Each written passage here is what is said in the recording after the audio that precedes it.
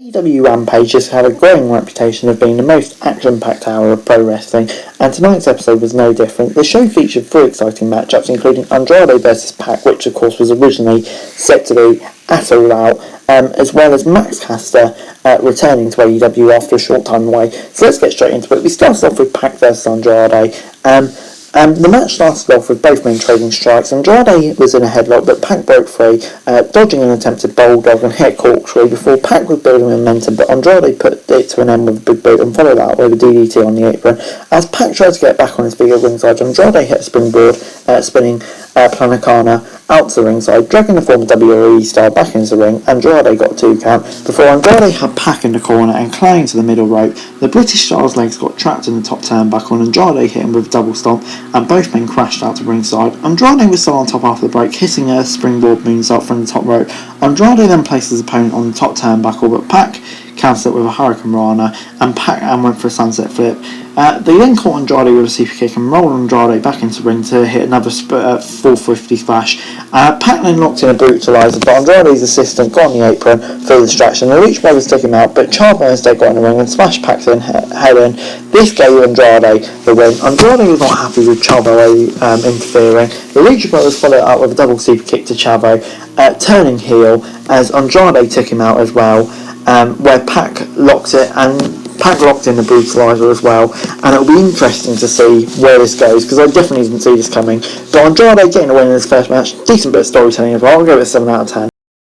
Darby Allin and Sting were in the ring with Tony Schiavone on Rampage. Darby got a massive reception following his match at All Out. Schiavone asked Allin about Tully Blanchard's comments on Dynamite. Darby called Spears a generic piece of shit, saying that he wouldn't be relevant without Tully. Sting then took the mic and saying Tully's rode on the coattails of other people's success before inviting him down to the ring. Tully came down to the entrance ramp, accusing him of loving the numbers game. While the young woman's distracted, Sean Spears pulled Darby Allin out of the ring and hit him with a Death Valley driver. This was fine, just basically building up a feud. It was fine, nothing special. Before Adam Cole said the Elite was a special group of wrestlers, talking special, before adding that he trusted Kenny Omega and the Young Bucks with his life. Cole added that Daniel Bryan and Christian was special, but without him they wouldn't be able to keep him up. But before Daniel Bryan said that he wasn't going after all of the Elite, he was just going after Kenny Omega. He added that he heard Kenny Omega was on top of the world and he was ready to face him to prove that he's not. 2 good promos, just adding hype for their in-ring matches even more. Before Britt Baker, Reba and Jamie Hayter were taking on Ruby Soho, Chris Statlander and Riho. Rio and Britt Baker started things off and Baker got the better of the exchange before Rio broke free, hitting a running dropkick. Statlander then hit a power slam for a 2 count before Baker raked the eyes and tagged Reba in.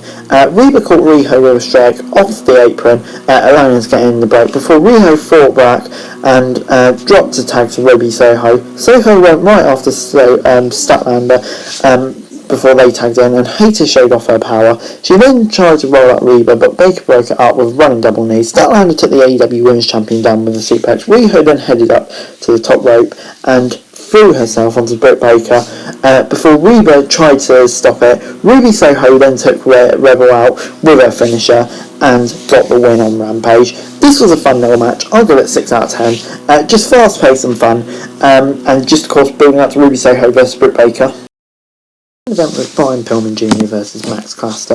Pillman Jr. charged down to the ring and went right for Max Caster, and Pillman tore into Caster with chops. It was all Pillman early on, and he headed to the apron getting ready for a springboard before Bowens caught him foot from out the ringside. Max Caster took control of the match and was all over Pillman. The Acclaim member went for multiple clotheslines before Pillman Jr. headed to the top rope and took out Bowens with a crossbody. Max went for a flying elbow but ate the mat. Pillman replied with his passing springboard clothesline, and he made enough of the cover to beat Max Caster. Bowens attacked Pillman after the match before John Moxley ran in to save the show, taking him out with both Caster and Bowens celebrating at the end of Rampage. I'll give it a 6 out of 10. Fun little match, and obviously great to see Moxley just ending the show on top. But overall this week, Rampage gets a 6 out of 10 from me. Not a special episode of Rampage. Well, obviously the first match was, but except for that, I kind of just think it's a normal episode of Rampage that we're going to get used to. Nothing special, but still very entertaining hour of wrestling. And that's exactly what it was. So on the whole, I'm going to give it a solid 6 out of 10. But anyway guys, that's it for the video. Thanks very much for watching. So like, share, subscribe, make your thoughts, comments down below. Follow me on Twitter, link in the description below for daily wrestling news, and subscribe to my channel right now, that would be greatly appreciated. Thanks very much for watching. Peace out.